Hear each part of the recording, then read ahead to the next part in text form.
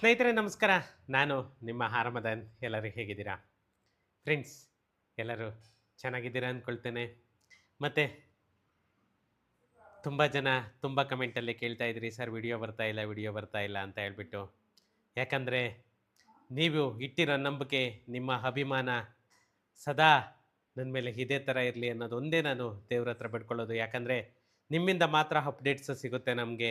ಯಾಕಂದರೆ ಯಾವುದೇ ಈ ಸ್ವತ್ತು ಆಗಲಿ ಇದಾಗಲಿ ನಾವೆಷ್ಟೇ ದಿನ ಕಾದರೂ ಕೂಡ ಅದ್ರದ್ದು ಇದಾಗ್ತಾ ಇಲ್ಲ. ನಿಮ್ಮ ಕಡೆಯಿಂದ ಆದರೆ ನಮಗೆ ಕರೆಕ್ಟಾಗಿ ಅಪ್ಡೇಟ್ ಸಿಗುತ್ತೆ ಅಂತ ಹೇಳ್ಬಿಟ್ಟು ತುಂಬ ಜನ ಕೇಳ್ತಾ ಇದ್ರಿ. ಆದರೆ ನನ್ನ ಬ್ಯುಸಿ ಶೆಡ್ಯೂಲಿಂದ ನಾನು ಯಾವುದೇ ವಿಡಿಯೋ ಮಾಡಲಿಕ್ಕೆ ಆಗಿಲ್ಲ. ಇವತ್ತು ಒಂದು ಮಾನ್ಯ ಪ್ರಿಯಾಂಕ ಖರ್ಗೆ ಅವ್ರದ್ದು ಒಂದು ಅಪ್ಡೇಟ್ ಸಿಕ್ಕಿದೆ. ಅದರಿಂದ ಈ ವಿಡಿಯೋ ಮಾಡ್ತಾ ಇದ್ದೇನೆ. ಏನಂದರೆ, ಈ ಸ್ವತ್ತು ತಂತ್ರಾಂಶದಲ್ಲಿ ಹಲವು ಸುಧಾರಣೆಯನ್ನು ನಾವು ತೊಗೊಂಡು ಬಂದಿದ್ದೀವಿ ಅಂತ ಹೇಳ್ಬಿಟ್ಟು ಮಾನ್ಯ ಪ್ರಿಯಾಂಕ ಖರ್ಗೆ ಅವರು ಹೇಳ್ತಾ ಇದ್ದಾರೆ. ಯಾಕಂದರೆ ಇಲ್ಲಿವರೆಗೂ ಕೂಡ ಸುಮಾರು 1,52,000 ಅರ್ಜಿಗಳನ್ನ ನಮ್ಮ RDPR ಸ್ವೀಕರಿಸಿದೆ. ಅದರಲ್ಲಿ ಸುಮಾರು 1,33,00,000 ಅರ್ಜಿಗಳನ್ನು ಆಲ್ರೆಡಿ ಪ್ರಕ್ರಿಯೆಗೊಳಿಸಲಾಗಿದೆ ಅಂತ ಹೇಳ್ತಾ ಇದ್ದಾರೆ. ಅಂತ ಅಂದರೆ ಆಲ್ರೆಡಿ ಅಂಡರ್ ಪ್ರೋಸೆಸ್ ಅಂತ ಹೇಳ್ತಾ ಇದ್ದಾರೆ.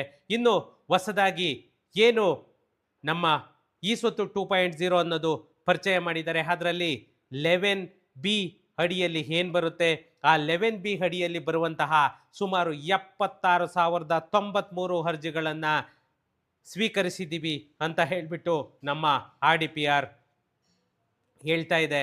ಯಾಕಂದರೆ ಇವರು ಒಂದೊಂದು ಪ್ರೆಸ್ ಮೀಟಲ್ಲಾಗ್ಬೋದು ಅಥವಾ ಒಂದೊಂದು ಇದರಲ್ಲೂ ಕೂಡ ಒಂದೊಂದು ಸ್ಟೇಟ್ಮೆಂಟನ್ನು ಕೊಡ್ತಾ ಇದ್ದಾರೆ.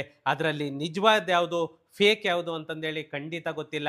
ಯಾಕಂದರೆ ಸುಮಾರು ದಿನಗಳಿಂದ ನಾನೊಂದು ವಿಡಿಯೋದಲ್ಲಿ ನಿಮಗೆ ಹೇಳಿದ್ದೆ.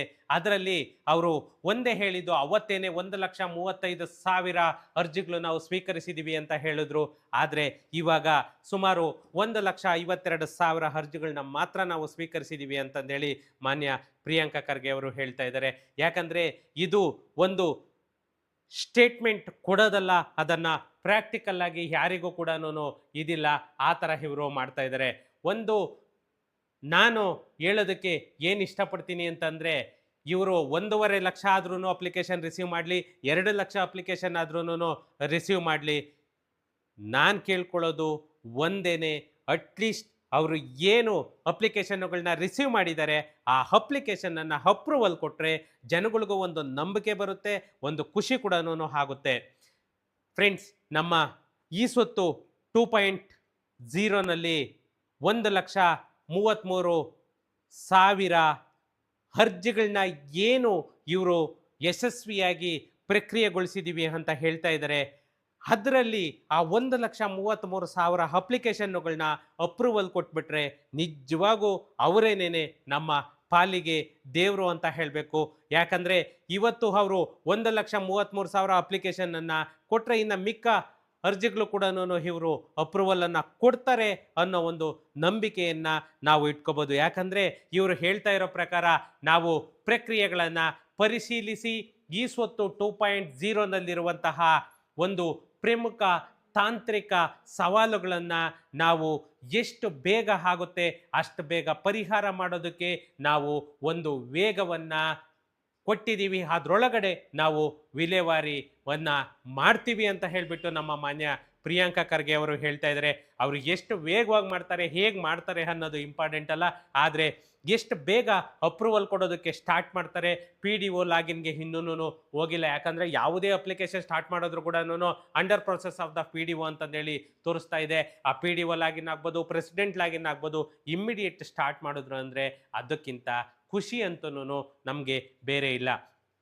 ಏನು ಇವರು ಅರ್ಜಿಗಳನ್ನು ವೇಗವಾಗಿ ವಿಲೇವಾರಿ ಮಾಡುವುದರ ಜೊತೆಗೆ ಈ ವ್ಯವಸ್ಥೆಯನ್ನು ಇನ್ನಷ್ಟು ಸುಗಮ, ಪಾರದರ್ಶಕ ಮತ್ತು ನಾಗರಿಕ ಸ್ನೇಹಿಯಾಗಿ ರೂಪಿಸುವುದು ನಮ್ಮ ಉದ್ದೇಶ ಅಂತ ಹೇಳಿಬಿಟ್ಟು ಮಾನ್ಯ ಪ್ರಿಯಾಂಕ ಖರ್ಗೆ ಅವರು ಹೇಳ್ತಾ ಇದ್ದಾರೆ.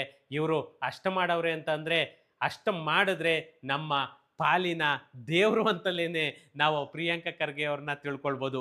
ಏನು ನಮ್ಮ ಗ್ರಾಮ ಪಂಚಾಯಿತಿ ಮಟ್ಟದಲ್ಲಿ ಈ ಹೊಸ ಬಹುಮಹಡಿ ಕಟ್ಟಡಗಳು, ಬಹುಮಹಡಿ ಅಪಾರ್ಟ್ಮೆಂಟ್ಗಳು ಇದೆ, ಆ ಅಪಾರ್ಟ್ಮೆಂಟ್ಗಳಿಗೂ ಕೂಡ ಅರ್ಜಿಯನ್ನು ಸಲ್ಲಿಸೋದಕ್ಕೆ ಅವಕಾಶ ನೀಡ್ತೀವಿ ಅಂತ ಕೂಡ ಹೇಳ್ತಾ ಇದ್ದಾರೆ. ಮತ್ತೆ ಏನು ಭೂಮಿ ಅಳತೆ ಗುಂಟ ಮತ್ತೆ ಸೆಂಟ್ಗಳನ್ನು ಸ್ವಯಂಚಾಲಿತವಾಗಿ ನಾವೇನೇನೆ ಚದರ ಮೀಟರ್ಗಳಿಗೆ ಪರಿವರ್ತಿಸುವುದಕ್ಕೂ ಕೂಡ ವ್ಯವಸ್ಥೆ ಮಾಡಲಾಗಿದೆ ಅಂತ ಕೂಡ ಹೇಳ್ತಾ ಇದ್ದಾರೆ. ಮತ್ತೆ ಎನ್ಕಂಬರೆನ್ಸ್ ಪ್ರಮಾಣ ಪತ್ರ ಏನು ಇ.ಸಿ ಅಂತ ಹೇಳ್ತೀವಿ, ಇ.ಸಿ ಸಲ್ಲಿಕೆಗೂ ಕೂಡ ಯಾಕಂದರೆ 15 ಡೇಸ್ 20 ಡೇಸ್ ತಗೊಳ್ತಾ ಇತ್ತು, ಅದಕ್ಕೂ ಕೂಡ ನಾವು ವೇಗವನ್ನು ಮಾಡಿದ್ದೀವಿ. ಎಷ್ಟು ಬೇಗ ಆಗುತ್ತೆ ಅಷ್ಟು ಬೇಗ ವಿಲೇವಾರಿ ಮಾಡಲಿಕ್ಕೆ ನಿಮಗೆ ತಲುಪೋದಕ್ಕೆ ನಾವು ವ್ಯವಸ್ಥೆಯನ್ನು ಮಾಡ್ತಾ ಇದ್ದೀವಿ ಅಂತ ಹೇಳಿಬಿಟ್ಟು ಹೇಳ್ತಾ ಇದ್ದಾರೆ. ಇದಕ್ಕೆ ಏನು ಈ ಸ್ವತ್ತು 2.0ಗೆ ಸಂಬಂಧಪಟ್ಟಂತೆ ಏನೇನು ತಾಂತ್ರಿಕ ದೋಷ ಇದೆ ಅವೆಲ್ಲವನ್ನು ಪರಿಹರಿಸಿ ಎಷ್ಟು ಬೇಗ ಆಗುತ್ತೆ ಅಷ್ಟು ಬೇಗ ನಾವು ವಿಲೇವಾರಿ ಮಾಡ್ತೀವಿ ಅಂತ ಹೇಳ್ಬಿಟ್ಟು ಇವತ್ತು ನಮ್ಮ ಪ್ರಿಯಾಂಕಾ ಖರ್ಗೆ ಅವರು ಒಂದು ಸ್ಟೇಟ್ಮೆಂಟನ್ನು ಕೊಟ್ಟಿದ್ದಾರೆ. ಈ ಖಾತಾ ದಾಖಲೆಗಳನ್ನ ನಾವು ಸುಗಮವಾಗಿ ಡೌನ್ಲೋಡ್ ಮಾಡುವ ವ್ಯವಸ್ಥೆ ಆಗ್ಬೋದು ಅಥವಾ ವಿದ್ಯುತ್ ಸರಬರಾಜು ಕಂಪನಿಗಳೊಂದಿಗೆ ಇರುವಂತಹ ಏಕೀಕರಣ ಸಮಸ್ಯೆಗಳನ್ನು ಕೂಡ ಸರಿಪಡಿಸುವ ಸುಧಾರಣೆಗಳನ್ನು ಕೂಡ ನಾವು ತಂದಿದ್ದೀವಿ ಅಂತ ಹೇಳಿಬಿಟ್ಟು ಹೇಳ್ತಾ ಇದ್ದಾರೆ. ಏನು ಇವರು ಸ್ಟೇಟ್ಮೆಂಟ್ ಕೊಡ್ತಾರೆ ಅದರ ಪ್ರಕಾರ ನಡ್ಕೊಂಡ್ರೆ ನಮಗೆ ಬೇರೆ ಅವರಿಗೆ ಒಂದು ಕ್ವಶನ್ ಕೂಡ ನಾವು ಮಾಡೋ ಇದರಲ್ಲಿಲ್ಲ. ಏನು ನಮ್ಮ ಸರ್ಕಾರ ಒಂದು ಹೊಸದಾಗಿ ಈ 2.0ವನ್ನು ತಂದಿದೆ, ಅದನ್ನು ಅನುಮೋದನೆ ಕೊಡೋದಕ್ಕೆ ಆ ಖಾತಾ ಅನುಮೋದನೆ ಕೊಡೋದಕ್ಕಾಗ್ಬೋದು ಅಥವಾ ಹೊಸದಾಗಿ ಅನುಮೋದಿಸಿದಂತಹ ಆಸ್ತಿಗಳಲ್ಲಿ ತಿದ್ದುಪಡಿ ಮಾಡೋದಕ್ಕೂ ಕೂಡ ಅವಕಾಶವನ್ನು ನೀಡಲಿದೆ. ಮತ್ತು ಸ್ಟ್ಯಾಂಪ್ಸ್ ಮತ್ತು ರಿಜಿಸ್ಟ್ರೇಷನ್ ಇಲಾಖೆಯ ಮಾರ್ಗದರ್ಶಕ ಮೌಲ್ಯಗಳನ್ನು ಅಂದರೆ ಗೈಡ್ಲೈನ್ ವ್ಯಾಲ್ಯೂವನ್ನು ಕೂಡ ಒಂದುಗೂಡಿಸುವುದಾಗಿ ಪ್ರಿಯಾಂಕಾ ಖರ್ಗೆ ಅವರು ಹೇಳಿದ್ದಾರೆ. ಯಾಕಂದರೆ ಒಂದು ಸಾರ್ವಜನಿಕರಿಗೆ ಏನು ನಮ್ಮ ಕರ್ನಾಟಕ ಸರ್ಕಾರ ಕಸ್ಟಮರ್ ಕೇರ್ ನಂಬರನ್ನು ಕೂಡ ಪ್ರೊವೈಡ್ ಮಾಡಿದೆ. ಕಸ್ಟಮರ್ ಕೇರ್ ಬೇಕು ಅಂತಂದರೆ ನಿಮಗೆ ಏನಾದ್ರೂ ಕಸ್ಟಮರ್ ಕೇರ್ ನಂಬರ್ ಏನಾದರೂ ಬೇಕಿದ್ದರೆ ನಾನು ನಂಬರನ್ನು ಹೇಳ್ತಾ ಇದ್ದೀನಿ, ಆ ನಂಬರನ್ನು ನೋಟ್ ಮಾಡ್ಕೊಳ್ಳಿ. ಯಾಕಂದರೆ ನೀವು ವಿಡಿಯೋವನ್ನು ಕೊನೆವರೆಗೂ ನೋಡಿದ್ರೆ ಆ ವಿಡಿಯೋ ಕೊನೆಯಲ್ಲಿ ನಾನು ಕಸ್ಟಮರ್ ಕೇರ್ ನಂಬರು ಮತ್ತು ನನ್ನ ನಂಬರು ಎರಡನ್ನು ಕೂಡ ಹಾಕಿರ್ತೀನಿ. ಯಾರ್ಯಾರಿಗೆ ನಂಬರ್ ಬೇಕು ನೋಟ್ ಮಾಡ್ಕೊಳ್ಳಿ. 9483476000 9483476000 ಇದು ನಮ್ಮ RDPR ಈ ಸ್ವತ್ತು ಕಸ್ಟಮರ್ ಕೇರ್ ನಂಬರ್.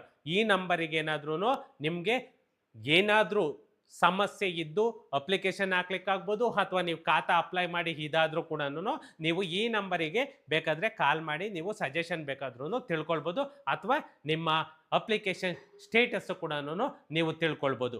ನಮ್ಮಲ್ಲಿ ಏನಾದರೂ ನೀವು ಖಾತೆ ಮಾಡಿಸ್ಬೇಕು ಅಥವಾ ಅಪ್ಲಿಕೇಶನ್ ಹಾಕ್ಸ್ಬೇಕು ಅಥವಾ ರಿಯಲ್ ಎಸ್ಟೇಟ್ ಸರ್ವಿಸ್ ಏನಾದರೂ ಬೇಕು ಅಂದರೆ ನನ್ನ ನಂಬರು ಮತ್ತು ನಮ್ಮ ಆಫೀಸ್ ಅಡ್ರೆಸ್ಸು ಕೂಡ ನಾನು ಹಾಕಿರ್ತೇನೆ.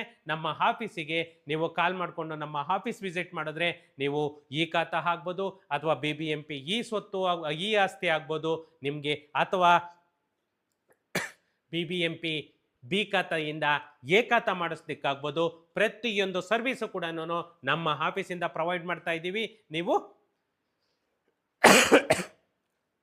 ನನ್ನ ನಂಬರಿಗೆ ಕಾಲ್ ಮಾಡಿಕೊಂಡು ಬಂದರೆ ನಮ್ಮ ಆಫೀಸಿಂದ ರಿಯಲ್ ಎಸ್ಟೇಟ್ಗೆ ಸಂಬಂಧಿಸಿದಂತಹ ಪ್ರತಿಯೊಂದು ಸರ್ವಿಸನ್ನು ಕೂಡ ನಮ್ಮ ಕಡೆಯಿಂದ ನಾವು ಪ್ರೊವೈಡ್ ಮಾಡ್ತೀವಿ. ಅದು ಕೂಡ ನಾಮಿನಲ್ ಫೀಸಲ್ಲೇ ನಾವು ಇದು ಮಾಡ್ತಾ ಇದ್ದೀವಿ.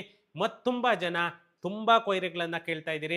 ಪ್ಲೀಸ್ ನಂದೊಂದೇ ಒಂದು ಸಜೆಷನ್ ಏನಂದರೆ ನಾನು ವಾಟ್ಸಪ್ ಮೆಸೇಜ್ಗಳಿಗೆ ರಿಪ್ಲೈ ಮಾಡಲ್ಲ ಮತ್ತು ಕಮೆಂಟ್ಸಲ್ಲೂ ಕೂಡ ತುಂಬ ಜನ ಕೇಳ್ತಾ ಇದ್ದೀರಾ. ಯಾರು ಕೂಡ ಏನು ತಪ್ಪಾಗಿ ತಿಳ್ಕೊಬೇಡಿ. ಕಮೆಂಟ್ಸ್ಗೆಲ್ಲನೂ ಟೈಪ್ ಮಾಡಿಕೊಂಡು ಕೂತ್ಕೊಳ್ಳೋವಷ್ಟು ಟೈಮ್ ಇಲ್ಲದೆ ಇರೋ ಟೈಮಿನ ಅಭಾವದಿಂದ ಬಿಟ್ಟರೆ ಬೇರೆ ಏನು ಉದ್ದೇಶ ಇಲ್ಲ. ಟೈಮಿನ ಅಭಾವದಿಂದ ನಾನು ರಿಪ್ಲೈ ಮಾಡ್ತಾ ಇಲ್ಲ. ಯಾರು ಕೂಡ ಬೇಜಾರು ಮಾಡ್ಕೋಬೇಡಿ. ನಿಮ್ಗೆ ಏನಾದರೂ ಕ್ಲಾರಿಫಿಕೇಷನ್ ಇತ್ತು ಅಂತಂದರೆ ನನಗೆ ಕಾಲ್ ಮಾಡಿ, ನಾನು ಖಂಡಿತ ಕಾಲನ್ನು ಪಿಕ್ ಮಾಡ್ತೀನಿ. ಒಂದು ವೇಳೆ ನಾನು ಕಾಲ್ ಪಿಕ್ ಮಾಡಿಲ್ಲ ಅಂತಂದ್ರೂ ಕೂಡ ಖಂಡಿತ ನಾನು ಕಾಲ್ ಬ್ಯಾಕ್ ಅಂತೂ ಮಾಡ್ತೀನಿ. ಇದು ಫ್ರೆಂಡ್ಸ್ ಇವತ್ತಿನ ಒಂದು ಈ ಸ್ವತ್ತು ಅಪ್ಗ್ರೇಡ್ ಏನಾಗಿದೆ, ಅಪ್ಡೇಟ್ ಏನಾಗಿದೆ ಅನ್ನೋದು ನಾನು ಈ ವಿಡಿಯೋದಲ್ಲಿ ತಿಳಿಸ್ಕೊಡ್ತಾ ಇದ್ದೀನಿ. ಮತ್ತೆ ಸಿಗೋಣ ನೆಕ್ಸ್ಟ್ ವಿಡಿಯೋದಲ್ಲಿ. Thank you.